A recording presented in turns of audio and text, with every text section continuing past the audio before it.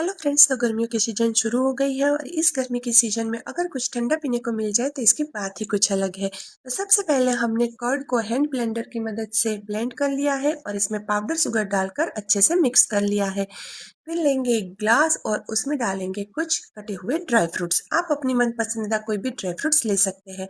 फिर ऊपर से डालेंगे ग्राइंड किया हुआ कर्ड और रूह अफ़ज़ा सिरप। आप अपनी मन पसंदीदा कोई भी सिरप ले सकते हैं, लेकिन लस्सी में रूह अफ़ज़ा सिरप का टेस्ट ही कुछ अलग होता है। फिर से डालेंगे हम ग्राइंड किया हुआ कर्ड और फिर से ऊपर से रूह अफ़ज़ा सिरप और फिर इसे गार्निश करेंगे ड्राई फ्रूट के साथ। तो तैयार है हमारी ड्राई फ्रूट लस्सी, जो बहुत ही टेस्टी लगती है और बिल्कुल बाहर जैसी। आप इसे घर पे एक बार ज़रूर से ट्राई करिएगा। मिलते हैं नेक्स्ट ब्लॉग में।